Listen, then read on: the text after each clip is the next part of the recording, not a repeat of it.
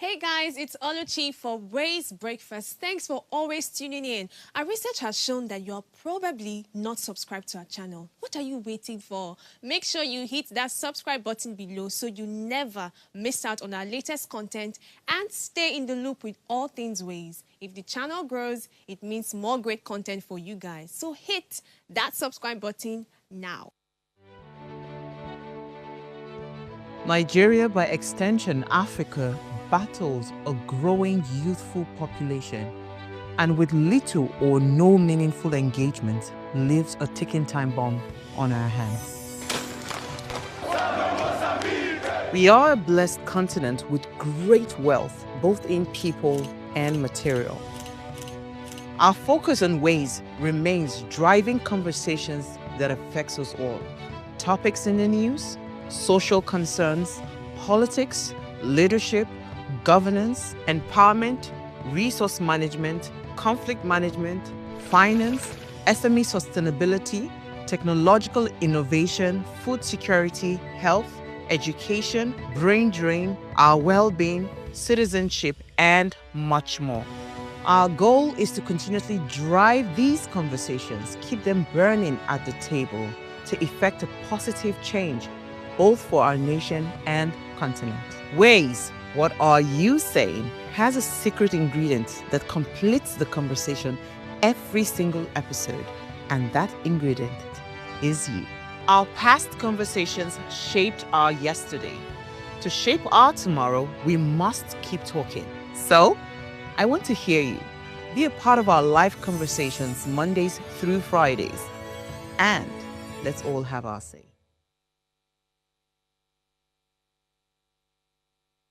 Innovation has always been the driving force behind human progress, from the invention of the wheel to the dawn of the internet. Today we stand on the brink of another seismic shift, one powered not by single invention, but by a transformative technology, artificial intelligence, or some call it AI.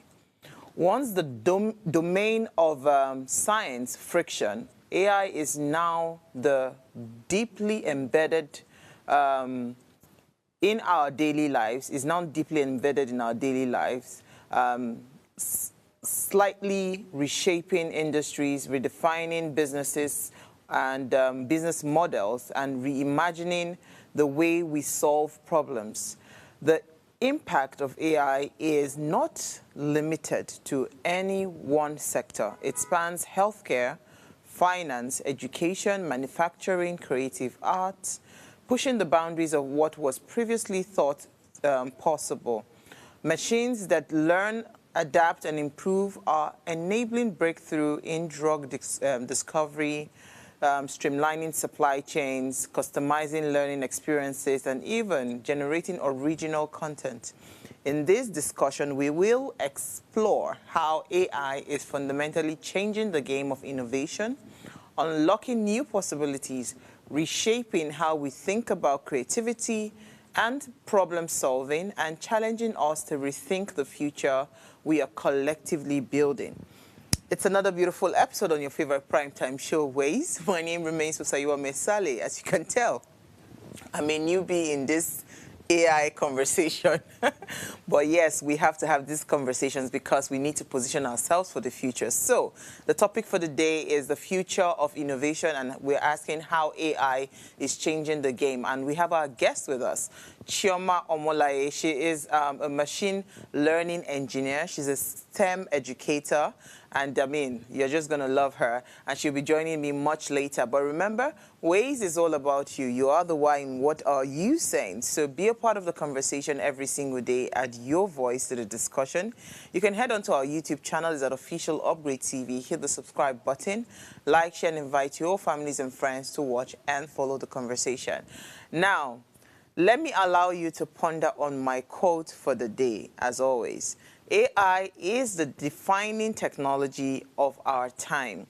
It is going to change everything about how we do work. You know, a lot of times when people hear AI, they think it's far-fetched. Honestly, AI has changed my life.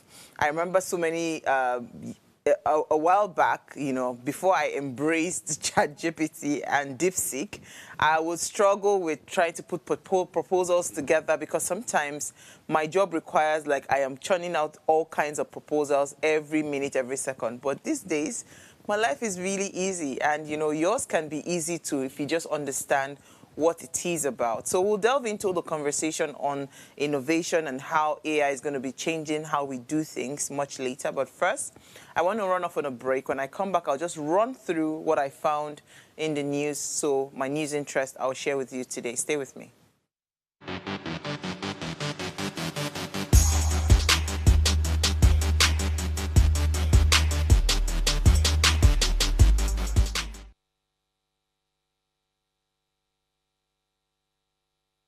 All right, thanks for staying with me. I'm going to start with this story that I've been following, which is the UTME exams. So JAM releases about, they released the results and withheld about 39,834 results, right? So they've released the results. And let me just run through the report according to the Punch.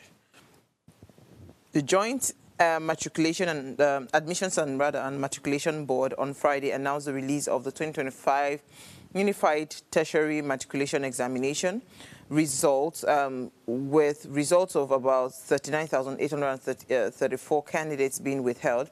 The JAMB registrar, Professor Ishak Oloyede, disclosed this on Friday during the official release of the 2025 UTME results at the JAMB headquarters in Buari. Oloyede revealed that the seizure of the result was due to suspected examination malpractice, and about 80 individuals are being probed for exam-related offenses, with Anambra State having the highest number of suspects. He said that JAM has, of course, this number of the 39,834 unreleased UTME result with 26 under scrutiny and processing. Out of these, 96 candidates' results were withheld due to exam malpractice, a decrease from the 123 that they had in the previous year. It says 2,157 candidates experienced fingerprint rejection due to suspected registration infractions. And the figure is far above the margin that is currently under investigation. So as we said, you know that the total of 1,957,000 candidates were verified for the exam, and they said about 71,705 were absent. And, we've been shouting about the failure rate, about people scoring less than, 200, about 78% scoring less than 200. So he also said that the new trend observed this year were in the registration and examination processes, and they were mainly in the following categories: so identity fraud, biometrics fraud, of combined thumbprints of the candidates. It says other infractions were impersonator at the point of registration with active involvement of a few CBT centers. Like, really, you can't really do these kinds of things without cooperation from the CBT centers. He said double registration and attempted substitution of self by candidates. He stated 244 candidates were caught in WhatsApp runs and had their results withheld as a deterrent. Well, let's see how it goes. There's a lot going on with JAMB. I posted a video about, was it 3 days ago now? I can't remember. The people are still fighting each other on my TikTok, especially TikTok, So it then actually confirms the argument that a lot of these JAMB students are on TikTok. They've been fighting each other about, so many people were just dropping all sorts of complaints. I just wish, JAMB can be a bit, can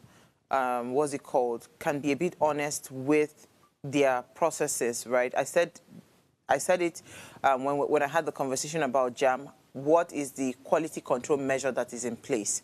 Because with the advanced technology that we have access to these days, some of these things can easily be better managed.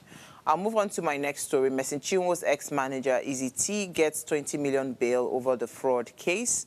This story has just been ongoing. So Federal High Court in Lagos has granted him 20 million bail. He's a former manager, and the allegation was that $255,000, fraud preferred against him by the Economic and Financial Crimes Commission.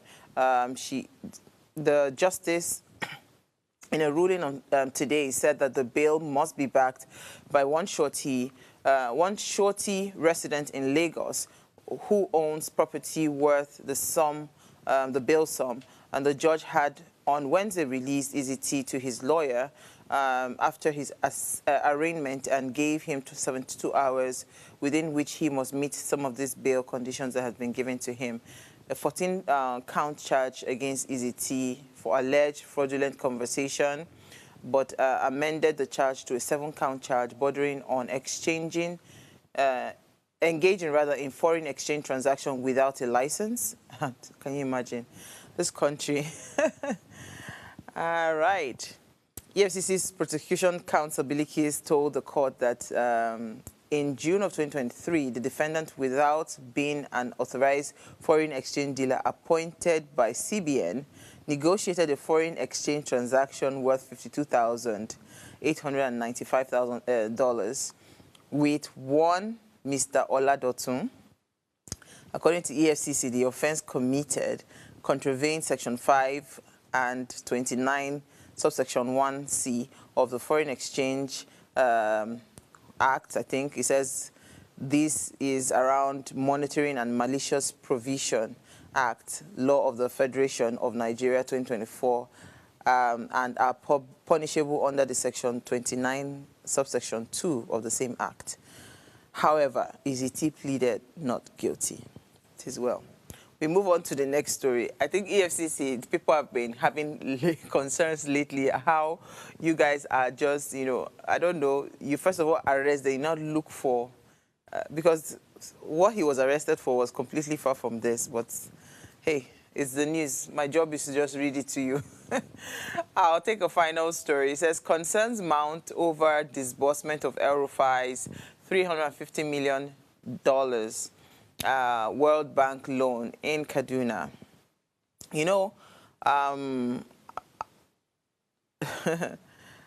Not few stakeholders in Kaduna have continued to voice out their concerns over the alleged uneven disbursement of the $350 million World Bank loan secured by the immediate past administration of the state under the leadership of Nasir El-Rufai, said to be most hit by the alleged injustice occasioned by the uneven disbursement of the loan are 12 local government areas in the state. These council areas have been identified to be left in the lurch years after the much touted urban renewal road project initiated by the immediate past administration of Governor Nasir El-Rufai took off. Arewa's Punch investigations revealed that despite the continued repayment of the $350 million World Bank loan secured under El-Rufai's government, not a single kilometer of road have been said to have been completed in the affected local government areas, some of the which are among the poorest in the state.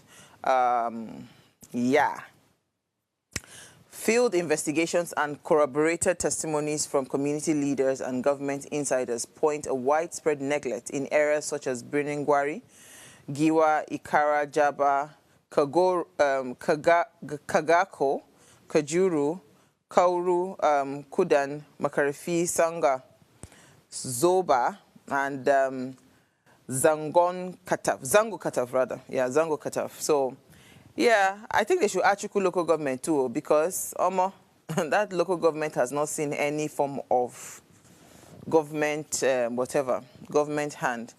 Well, these are the allegations, so I'm sure we'll be waiting to hear from El-Rufai. They alleged that the project in these local government areas never took off beyond the flag-off stage of, or were outrightly abandoned shortly after the groundbreaking ceremonies. Unimpressed by the outcome of the situation, several civil society groups and opposition lawmakers in the state have raised concern over the opaque manner in which the loans were managed, especially in relation to the equitable distribution of the infrastructure. I think this conversation should actually be followed through because I know that, I was born buttered bread, everything breaded in Kaduna. And I know that my last visit to Kaduna, I think that was it 2 years ago? I took a drive around the entire state, and I noticed that it seemed like there was a selective development, right? Some areas have really seen significant transformation, whilst other areas really suffered. You know, and you know, the thing about road is, if you don't do anything about it, it doesn't even stay in the state that you left it. No, it deteriorates. So that's what I saw, and it was a complete eyesore. So I'm hoping that they'll be able to investigate and see, you know, truly how this transaction, you know, went through. All right, so I'll take a break. When I come back, let's discuss artificial intelligence. Take a break from all this government matter. Stay with me. We'll be right back.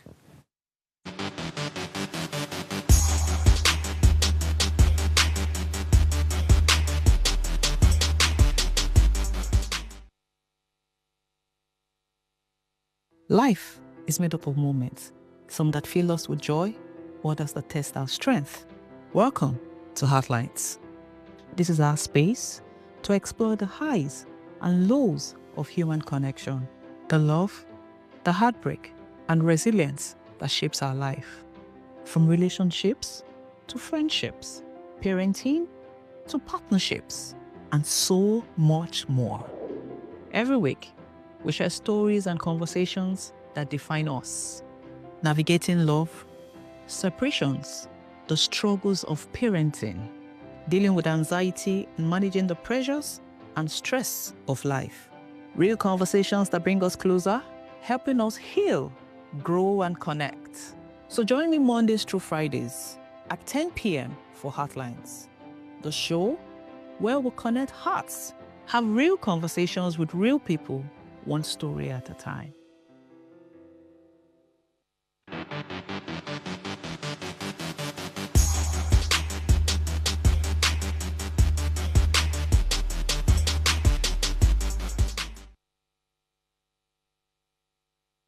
All right, thanks for staying tuned. Now, artificial intelligence, so AI, is not just a new tool. It's a fundamental shift in how innovation happens. It is accelerating the pace of discovery, automating complex processes, and enabling capabilities that were previously out of reach for humans alone. However, this rapid transformation also raises complex questions about ethics, employment, security, and human role in an increasingly automated world. Navigating this evolving landscape, requires not only technical understanding, but also critical thinking, strategic foresight, and commitment to responsible innovation. So joining me to shed more light is Chioma Omoyale. She is a machine learning engineer, and she's a STEM educator. She's joined us via Zoom. Hey, Mama. Thank you so much for joining us, Chioma. Are you there? Is she muted? Is Chioma there? Yes, I am. Yes, I am. I was muted. Okay, Thank great. you so much for having me. Yay, I'm on Waze, everyone. Welcome. I mean, so Thank you. I recently connected with you, and I just found your job very fascinating, because Thank you see, you. this life that we're in now, as I did like this, I'll be 40 this year, but I want to go and learn a skill that will not make me irrelevant in the next 5 years or 10 years, because I don't know what is going to happen. And I think this is just the reality that we have we all need to come to terms with. AI is here That's to right. stay. Technology has come, and technology is really, really changing the game, right? So I would like to ask, in your assessment, in what ways is AI accelerating the pace of innovation across different industries based on what you have observed over the years? All right. Okay. So first of all, just to clear the audience, innovation is basically adding maybe something new or improving on something. Right? So different ways there's innovation even in arts, maybe not AI, there's innovation in science that may not be AI. But you see, with AI, they're accelerating what's it called? the input AI has had on almost every sector, right, has been so massive that it cannot be ignored. So, for example, because I like food, you can tell that I like food. I love the way AI can help. I love the way AI can help the agri sector, right? The food industry, all right, for cropping, to mechanize, or will I call it, to make their mechanization process smarter. They're able to read data in real time. Data is able to, the system rather is able to do some prediction, all thanks to AI. Even in healthcare sector, I mean, there are robots now being enabled with AI capabilities, to perform some surgical operations. And why are we building this? This is actually human intelligence in a machine, right? Humans trained these machines. We gave it feedback like, hey, if you see this, this is that. We labeled it. We said, this is it. This is a picture of this. This is the voice of this. This is the text. Or this is this text. These are these numbers, right? So it's not like AI is above us, right? We're still very much above AI. It's just that we just need to plug it in very well for better productivity. So in sectors, in education sector, AI has been able to even personalize learning, right? So where the students, back then in my school, I went to Queen's College, up QC, Queen's College, Saboyaba, Lagos. I think we were about 150. And then, of course, when the teacher asks, do you understand? We say we all do understand, right? Exactly. So, but even now we can see AI in education helping a child to learn. So, for example, after teaching and I give some quizzes to the child and they fail, right? I mean, on the app, for example, I know where the child needs help for failing that, for filling that question, right? Set of learning. Sorry, my phone is shaking. Set of learnings are actually being passed on to that child and broken down again, to help the child assimilate better. So, I mean, in all sector, even in your sector, in the creative industry, AI is massive. AI is massive there, creating things from scratch, telling stories. You run a 247 hours channel, right? You can use AI to even tell some stories for you, bring out some videos for you, and it will be so interesting that the audience will be able to watch it, right? Don't you need that kind of help? I need the help, oh. Are you telling me? Exactly. So, And I know mean, why I'm asking because, yeah, it's please interesting continue. that you're touching on my sector because recently you were part of, what's it called?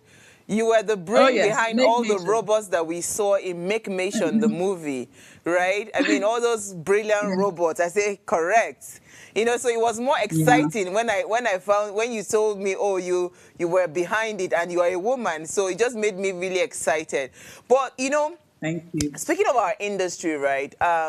AI truly can change the game. I saw a video. I don't know if this is DeepSeek that created it, but one of the main media houses, they have what's it called?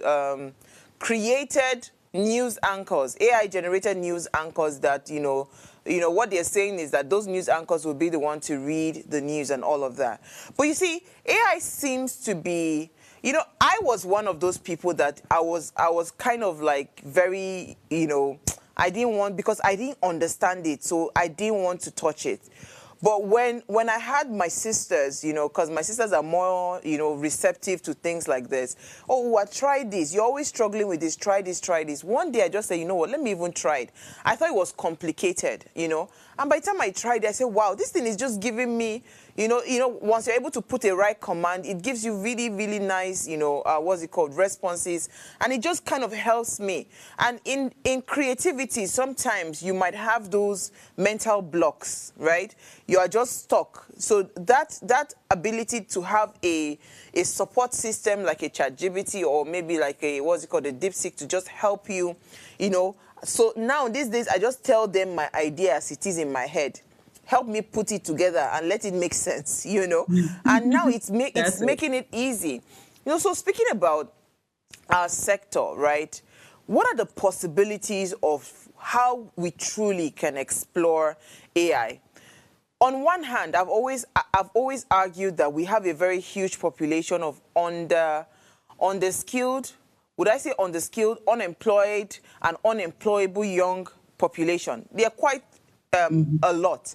And I know that on the other hand, AI is that one, what's it called? That one technology that can help mop a huge number of these young people away from the unemployment pool, and at a very interesting, you know, because we can do very, very fun and interesting things with it, you know, and different careers as well can span across. So what do we need to start to intentionally look at, you know, and why do we still have that people are averse to AI?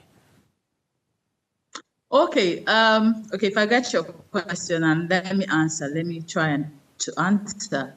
Why are people even unemployed? They are unemployed because they cannot solve a problem, right? So, so even with AI, before AI, there is unemployment. And unemployment is, you know, I call you, you're not able to do the job. Sometimes it's not necessarily that they are what's it called? We don't have companies who can absorb these young ones, you know, or people who need jobs, but they're not actually skilled enough to perform the job. Right. Now, AI has come to even create more jobs.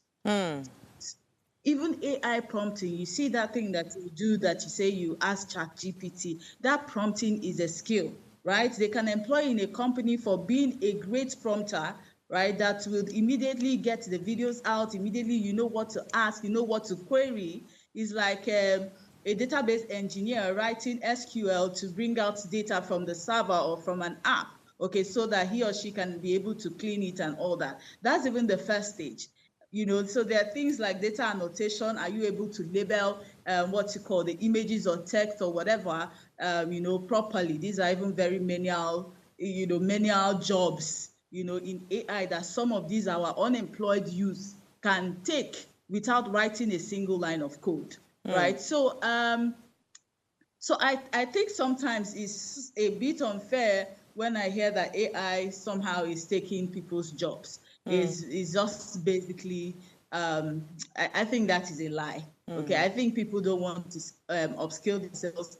They would have rather preferred that solution is, that problem is not solved. They would have rather preferred it, that problem is not solved, than there's now a hero, right? In form of AI that is now helping to solve that problem. So where were you? Where were your thinking faculties, right, before AI came? I don't know if you understand what I'm trying to say. I get you. Okay, so now I hope I've answered your question. So you asked something else. I just want to be sure that I've touched. So Your question. let me try to even help you expand your response. You were in a different sector completely. Can you walk us through that journey? Yes. What made you decide to say, you know what, I wanted to go into tech? How did it happen for you? Was it easy for you to be able to start it? Because another question I asked, I said, people are averse to technology, they're averse to conversations around AI, because maybe because they don't understand it, they feel like it's complicated. Like I was at that point too, at some point in my life, right? Even till now, I'm not sure I'm able to do what you did. But walk us through your journey. How were you able to make that leap? How were you able to just take that decision and make that transition? Yeah. Okay.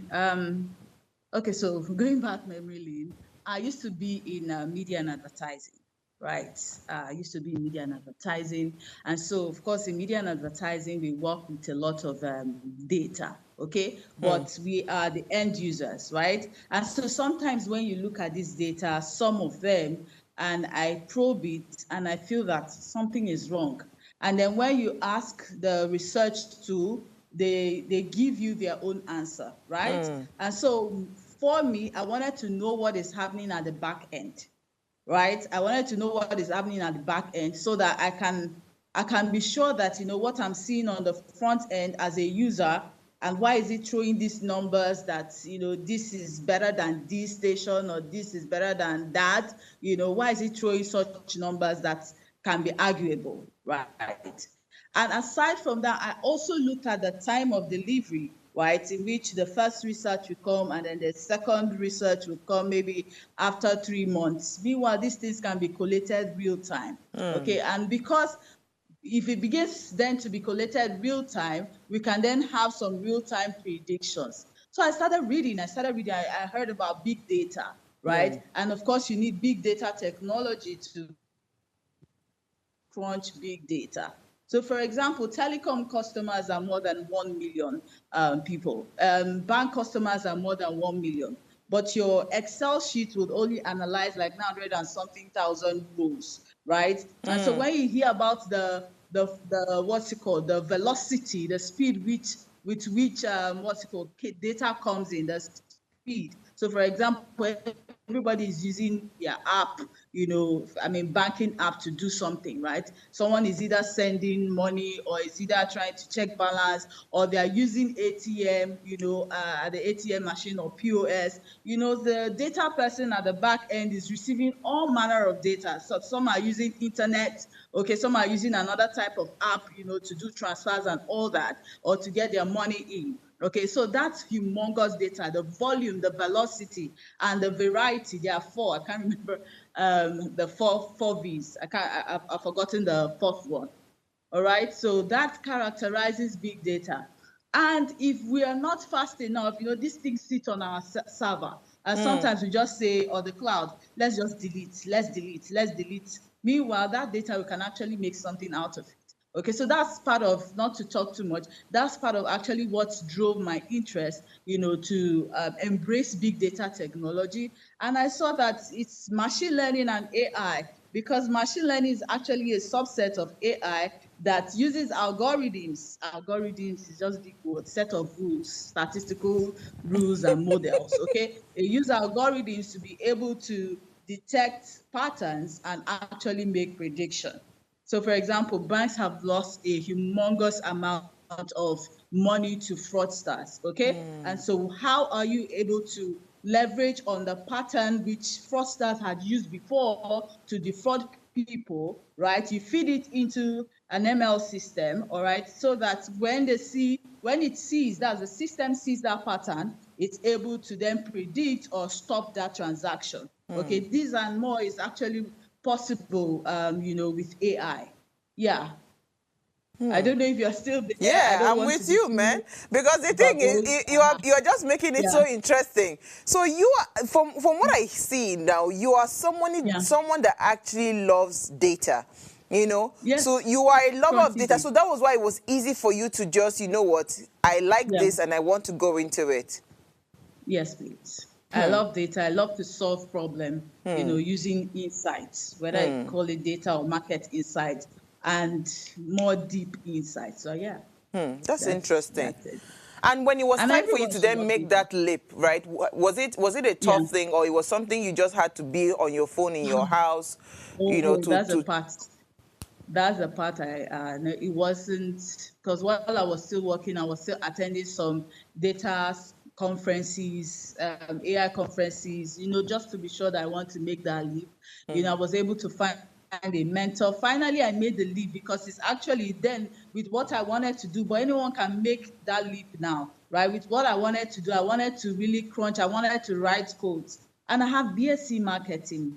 Right, I have never written codes in my life, so I just knew that it was high time, sometime in 2015, to leave the media and advertising space and then embrace data. So I can write Python. I do Python for machine learning. There are Python for other things and all, creating apps and what have you. There's Python. There's also R. Okay, there are also machine learning. What's it called?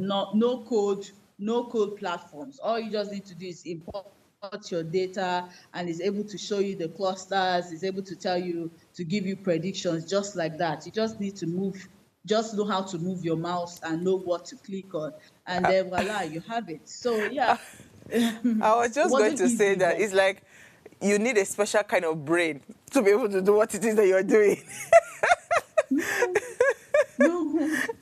You know what? Marketing as a course back then in school, where I put the playful type. When you call marketing, you call sociology. So if I can learn it, anyone can. Absolutely. Anyone can. And Absolutely. This is quite, that's a good thing. it's quite inspiring. So we'll go on a very short break. When we come back, we'll continue this conversation. Stay with us.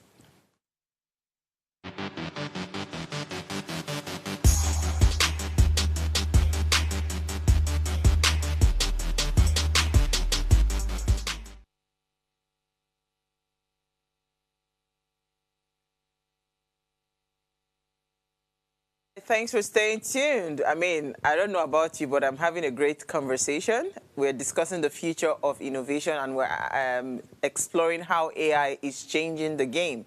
And I have with me Chioma. I mean, she's an amazing STEM educator and would I say machine learning expert, engineer. Please, let's hear what you have to say. Remember, you can join this conversation. Send us an SMS or WhatsApp to 081-803-84663. You can also call our phone lines. The numbers to call are 07025007749 or 07014242420. So it would be nice to hear what you have to say. Are you willing to go back to school to learn? You know, how do you want to start? How do you want to position yourself for the future? Chioma, before we went on the break, right, what was playing through my head is that a lot of things have changed. Like AI particularly has helped a lot of small businesses, right, democratizing innovation. Unlike before, where if you needed to do anything technology into your business, you needed to really spend a lot of money. But with the advent of easier technologies and, you know, AI and all of that, it has really helped to democratize the innovative requirements for small businesses and individuals. So it is at an easier, we are actually at great times, you know, now, because it means that truly, if you truly want to scale, if you truly want to just, you know, expand your business without having to spend so much, this is the perfect time for it. So why are people not leveraging the power of AI, you know, to just kind of, would I say, upscale, you know, in whether, be it their small businesses or be it their personal lives? Why are people not leveraging AI? In fact, this question reminds me, I hope you can hear me. Yes, I can hear you. Go ahead, please. Of when internet came out. I can't remember how old I was. Maybe I was in primary school, but there was this whole confusion. Oh, the world is coming to an end. Oh, this is it. Oh, I don't know if you remember. I remember.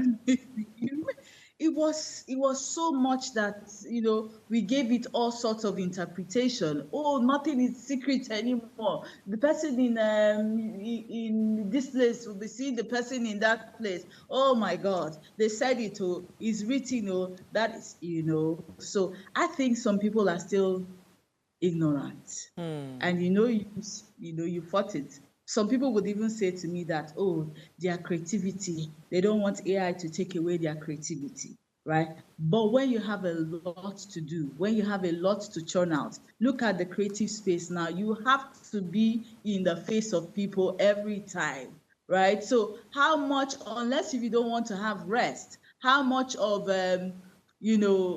how much of time do you want to give, you know, and why not let AI help you? Why not let AI complement you? When you're having a brain fog because you have a lot of things to do, that there's too much demand for content, right? So we just have to leverage on AI to help us out there. So I think people are being ignorant. People are being ignorance is actually the key. People are being ignorant. Would I say laziness? They also maybe have the mindset that it's hard to learn AI. And that's why I'm a STEM educator. That's why part of what I do is to actually, teach the younger generation that these things are not hard, because that is what is giving some of us, the older ones, tough time to embrace. But with these younger ones, I mean, with the snap of a finger, they have already adopted or embraced it. We didn't grow up learning these things, we're not exposed to these things. We still feel, just like some people still feel that you have to be in a meeting physically, right, to even have a meeting, that a Zoom meeting is no meeting, that kind of a thing. So, yeah, I think it's ignorance. People push back a lot. Will I say people are lazy? They think it's hard. Right. So, I mean, some people is because no one has actually told them what to do. Education, right? That's why, and I love the show and bringing in AI and innovation into it. And I'm sure some people will learn that AI is a tool. Just use it like the same way you use your Word document or your phone, you play games on your phone, or you use WhatsApp on your phone. That's how you can leverage on AI, depending on what you want to achieve the tools are there. Absolutely. And I love your example when you said the apprehension when the internet came, how people were just worried about things. You know, today something happened. I was working, you know, like back to back. I had to send emails, send messages and all of that. The network was not just cooperating this morning. So I will go put it on flight mode, come back again, put it on flight mode to be able to send messages and all of that. So it just got me like for a second. I caught myself. I said, oh, how were we coping when we had to be writing letters? You know? So, I mean, if people can understand where we're coming from, where we had to write letters. I remember when I was writing letters to my grandfather, we'll go and post it in the post office before it will get to him, before his reply will come back, you know? I mean, like life has been made so easy. I have families all over the world, and we're able to talk every single day. I can see them. So that's why you're not, that emotional connection, you're not missing anything because you can see them, you can do video calls and all of that.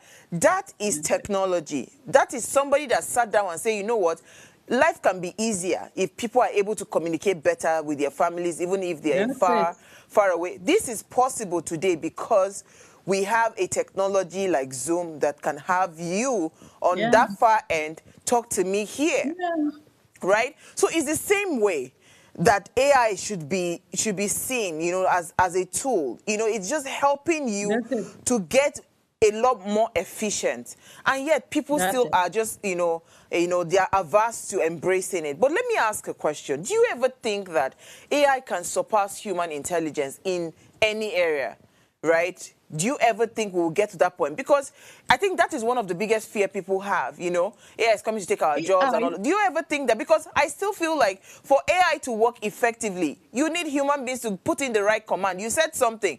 They hire people to come and be better prompters. You understand? Yes. Even if it is prompting as a skill that you learn, you will become a great, you'll be earning very good six figures. So do you ever think AI is going to surpass human intelligence? No, I don't. However, AI will surpass human speed. Right? And because that's why it's a buzz now. When you're having supply meeting demand, okay, so it is surpassing human speed, right?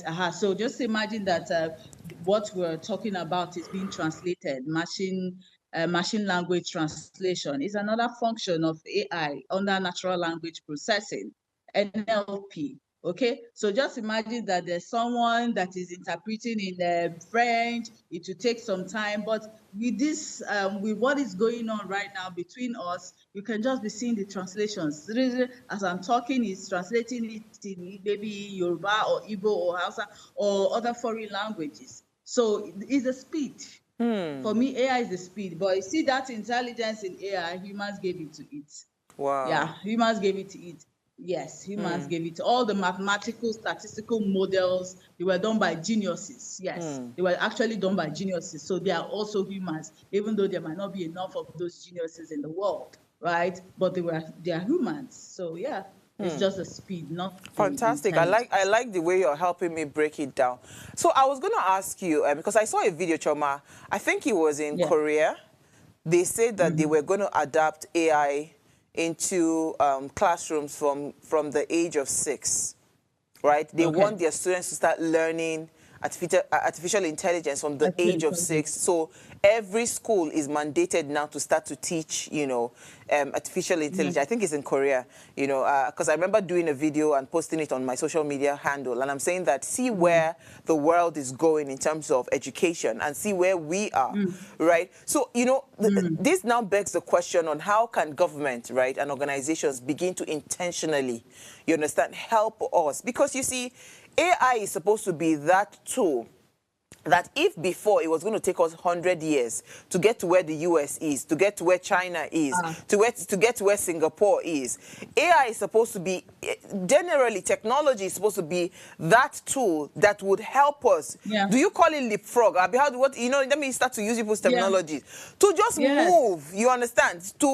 You are moving into where China is, you know, in a very short period. If it was going to take you 100 years, maybe it probably take you 10 years, 20 years. But you are sure that the speed, like you rightly said, because you touched on the core, it gives us speed, it gives us efficiency, you know, and almost, what's it called, a very close accuracy as well. So how can we intentionally start to advocate for government to start to infuse, what's it called, these kinds of learning, because we're still struggling with our curriculum. We're shouting they should upgrade our curriculum, mbano. So how do we start to advocate in a way that they will listen, so they see the importance of us infusing this, so we can catch up with our counterparts across the world?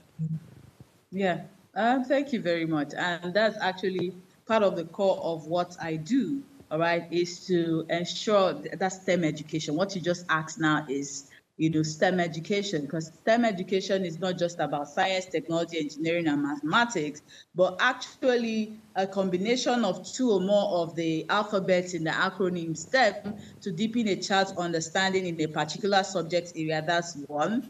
To enhance their critical thinking and design thinking and innovative minds, right? That's two. And then some subtle deliberate steps to actually, you know, help to drive them into that, you know, career path, because worldwide, the entire globe is in need of, you know, STEM, more people in the STEM fields. So yes, the government, I want to believe they have started. I was in one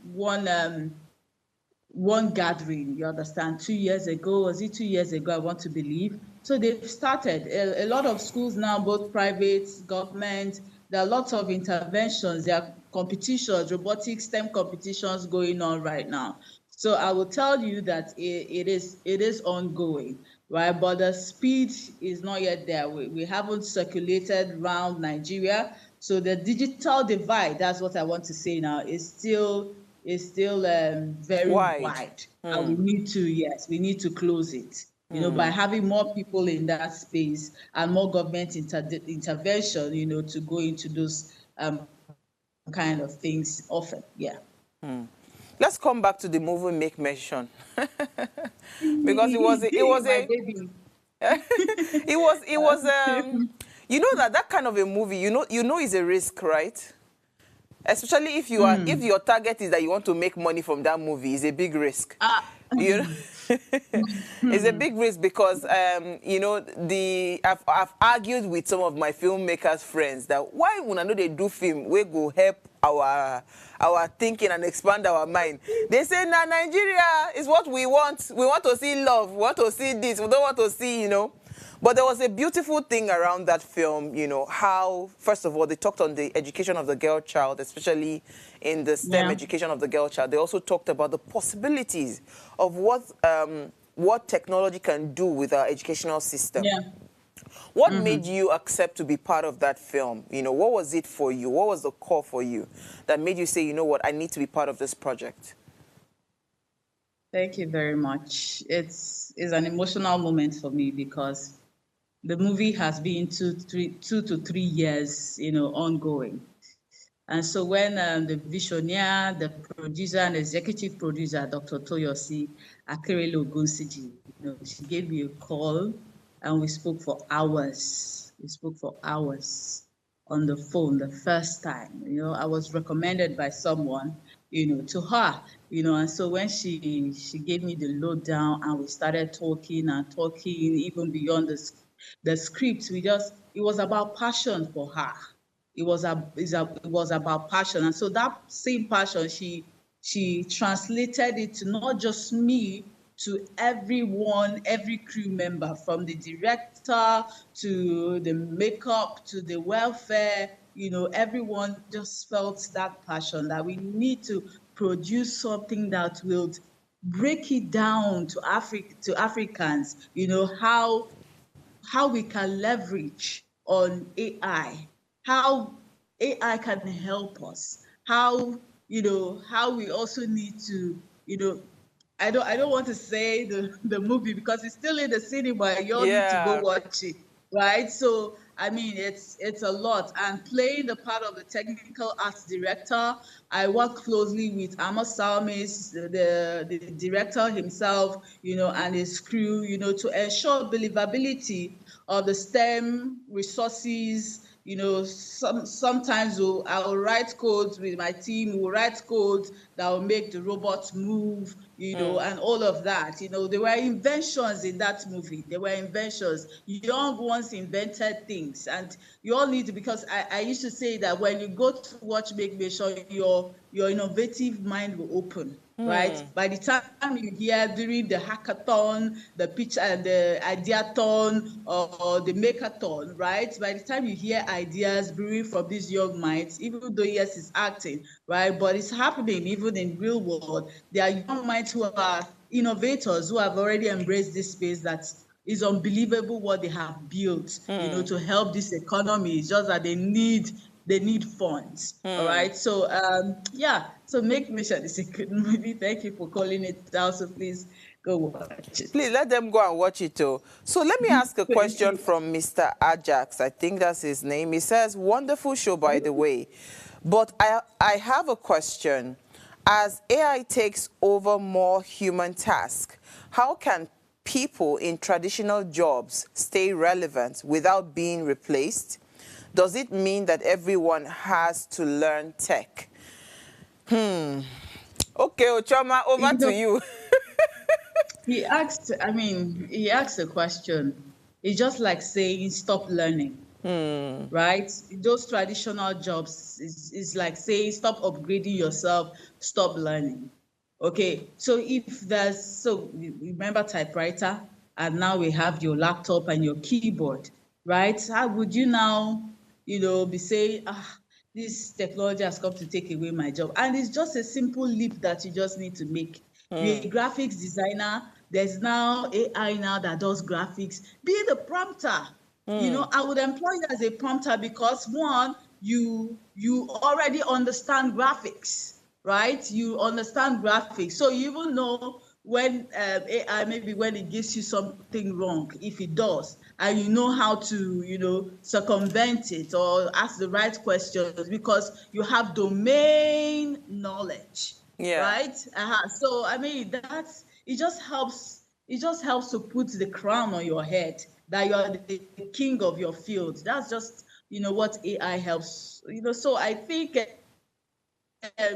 people should learn. Yes, if it is to learn tech, learn tech. When it's time for us to learn maybe charcoal, maybe I'm just saying, right? Well, I will learn it too. If that's the next frontier, right? Maybe my work as a STEM educator or machine learning engineer, they now say you have to be using charcoal to do it, right? I'm just saying, this is laughable, but I'm just saying, did I have to learn it, right? But still also retaining my domain, knowledge. As a medical student, even if you don't want to practice medicine, you can be an AI person in the medical field. You understand the terminologies. If you ask me now to work on the medical data, I will need the assistance of a medical doctor to help me break it down so that I know how to put the rows and columns, arrange it well, analyze it well, and feed it well into the machine, because this thing is garbage in, garbage out. Absolutely. So yeah, so we all need to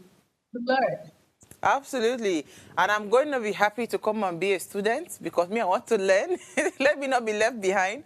Honestly speaking, I love the way you said it, and it's the reality.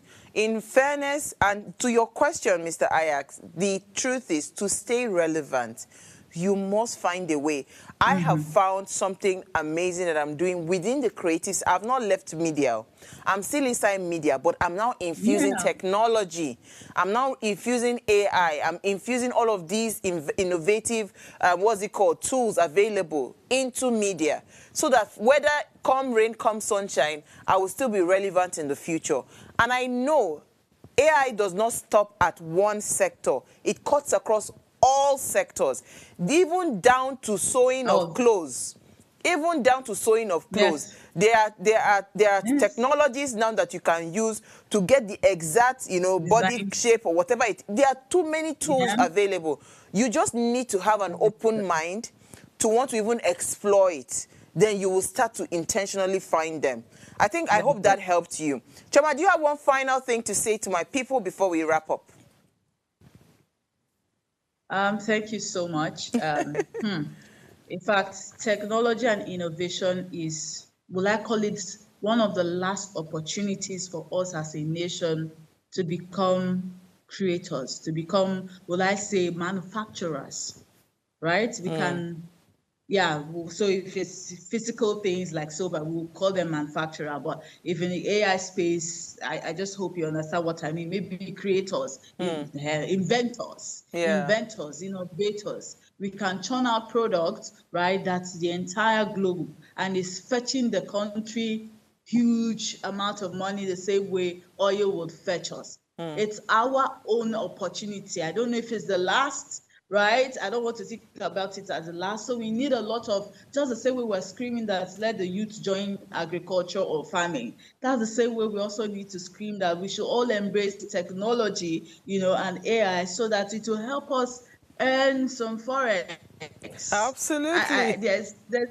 There's a country doing it now, doing it well, right? Their human resources top notch in terms of technology, AI, machine learning, and all these things, right? We can be the next nation, so that we can be outsourced, right? Countries can then, look at us. Yes, even though we have oil and all that, but our human resources are also top notch. I think, let me just stop there. Oh, thank you so much, Emma. What a fantastic way to wrap up. It was really, really great having you. We're hoping, don't worry, Thank you. we planned a structured, what's it called, conversation, because we need to keep this conversation alive. But thank you so much. I really, really enjoyed the conversation with you.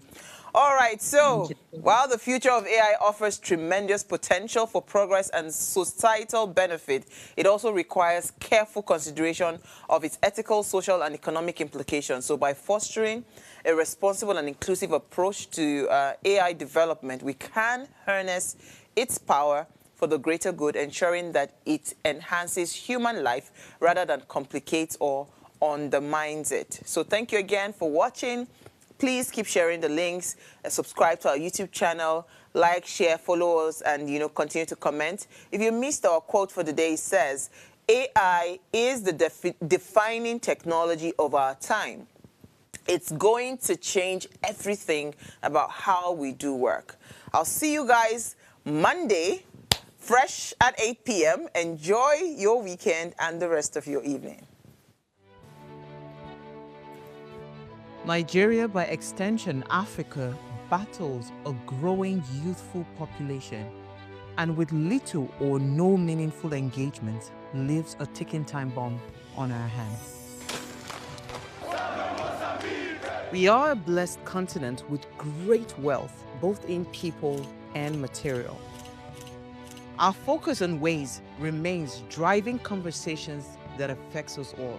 Topics in the news, social concerns, politics, leadership, governance, empowerment, resource management, conflict management, finance, SME sustainability, technological innovation, food security, health, education, brain drain, our well-being, citizenship, and much more. Our goal is to continuously drive these conversations, keep them burning at the table to effect a positive change both for our nation and continent. Ways, what are you saying, has a secret ingredient that completes the conversation every single episode, and that ingredient is you. Our past conversations shaped our yesterday. To shape our tomorrow, we must keep talking. So, I want to hear you. Be a part of our live conversations Mondays through Fridays. And let's all have our say.